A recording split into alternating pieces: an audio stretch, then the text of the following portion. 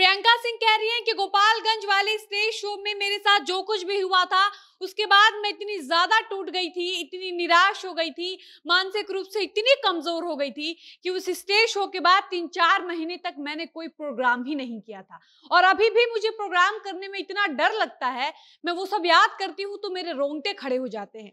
मेरी इतनी हिम्मत नहीं होती है कि मैं किसी मंच पर खड़ी होकर एक गाना गा सकूं।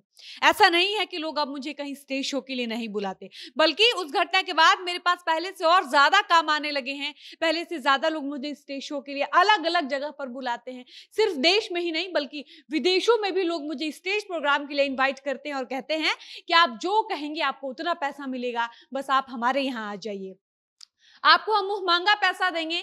जबकि सब लोग मेरे फीस अच्छे से जानते हैं कि हम एक स्टेज शो का कितना पैसा लेते हैं।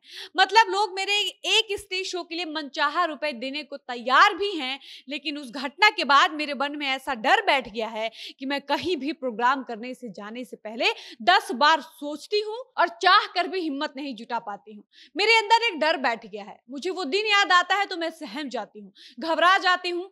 इसलिए उस बीच मैंने जाने कितने स्टेज शो कैंसिल कर दिए थे और कहीं से भी ऑफर आता था तो मैं जाने से साफ मना कर देती थी, चाहे कोई किसी भी कार्यक्रम में बुला ले। यहाँ तक कि उस दौरान मुझे कई सरकारी प्रोग्राम में बुलाया गया, कई महोत्सव में इनवाइट किया गया, लेकिन इतने अच्छे अच्छे ऑफर को मैं सिर्फ एक घटना की वजह से ठुकरा देती थी। बाकी हम आपको आगे की वीडियो में बताते हैं कि भोजपुरी सिंगर प्रियंका सिंह ने गोपालगंज वाली उस घटना के बारे में अब अपने नए इंटरव्यू में क्या कुछ बताया है। लेकिन उससे पहले नमस्कार, मेरा नाम है डॉली पांडे, मेरे साथ कैमरामैन विशाल और आप देख रहे हैं जनता जंक्शन। भोजपुरी की मशहूर सिंगर प्रियंका सिंह ने हाल ही में एक नया इंटरव्यू दिया है और अपने उस नए इंटरव्यू में एक लंबे समय के बाद उन्होंने गोपालगंज वाले उस कार्यक्रम का जिक्र किया जिस प्रोग्राम में उनके साथ बदतमीजी की गई थी। भोजपुरी की मशहूर सिंगर प्रियंका सिंह ने कहा कि मैंने अब तक के अपने करियर में बहुत जगह प्रोग्राम किया है, मैं कई बार सरकारी कार्यक्रमों में भी गई हूं, लेकिन उससे पहले मेरे साथ ऐसा कभी व्यवहार नहीं हुआ था जो उस दिन मेरे साथ हुआ। मैं उससे पहले जहां भी गई हूं मुझे लोगों का भर भर कर प्यार मिला है, लोगों ने मेरे कला को, मेरे व्यक्तित्व को खूब सराहा है, मुझे मंच पर खूब सम्मान मिला है। लेकिन वो पहला ऐसा सरकारी कार्यक्रम था जहां मेरे साथ इतना गंदा व्यवहार किया गया और मुझे समझ नहीं आया कि मेरे साथ ऐसा क्यों हुआ, जबकि मैं अपनी तरफ से सब कुछ अच्छा करने का प्रयास कर रही थी। इसके बावजूद भी मेरे साथ इतना गंदा दुर्व्यवहार किया जा रहा था। आगे वो कहती हैं कि खैर उस दिन मेरे साथ जो कुछ भी हुआ वो बिल्कुल अनएक्सपेक्टेड था, लेकिन इस घटना ने मुझे अंदर तक इतना तोड़ दिया था कि मैं 1 महीने तक सोशल मीडिया से दूरी बना ली थी। 4-5 महीने तक तो मैं कहीं प्रोग्राम करने जाती ही नहीं थी, ना मैं गाना गाती थी और यहाँ तक कि मैं फोन चलाना भी छोड़ दी थी। लेकिन धीरे धीरे मुझे मेरे लोग समझाए, मेरा सपोर्ट किए, मुझे हिम्मत दिए, तब मैं धीरे धीरे एक्टिव होना शुरू की, वरना मैं 1 महीने तक सोशल मीडिया छुई तक नहीं थी। लेकिन मेरे घर वालों ने, मेरे दोनों भाइयों ने, वो लोग सोशल मीडिया पर एक्टिव रहते थे, वो लोग सब देखते थे, वो लोग मुझे बताते भी थे कि तुम्हें ऐसे हिम्मत नहीं हारना चाहिए, देखो लोग सोशल मीडिया पर बहुत सारे लोग तुम्हारा सपोर्ट कर रहे हैं, उस सरकारी कार्यक्रम में तुम्हारे साथ जो कुछ भी हुआ उसकी लोग निंदा कर रहे हैं, आलोचना कर रहे हैं, तुम्हारे इंडस्ट्री के लोग तुम्हें सपोर्ट कर रहे हैं। तब जाकर मुझे धीरे धीरे हिम्मत मिली और धीरे धीरे मैंने कमबैक करना शुरू किया। प्रियंका बताती हैं कि जब मैं सोशल मीडिया पर एक्टिव हुई तो मैंने देखा कि जिनसे मुझे उम्मीद भी नहीं थी उन लोगों ने भी मुझे उस घटना के बाद मुझे सपोर्ट किया, मुझे मैसेज किया, मेरे लिए आवाज उठाया।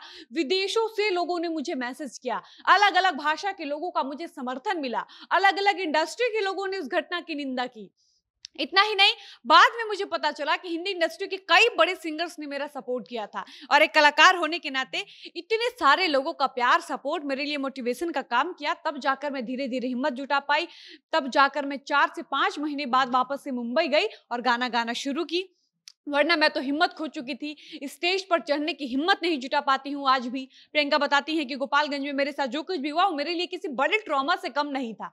उसके बाद मैंने 1-2 महीने का वक्त कैसे बिताया है वो सिर्फ मैं ही जानती हूँ, मेरे घर वाले ही जानते हैं, जो 1 महीने तक लगातार मेरे साथ रहे हैं, मुझे संभाले हैं, मुझे मोटिवेट किए हैं। और ये मेरे लिए बहुत लक की बात है कि मेरे पास ऐसा परिवार है, मेरे पास ऐसे दर्शक हैं, श्रोता हैं, इतने चाहने वाले हैं जो मेरे मुश्किल दौर में भी मेरे साथ 24 घंटे रहे।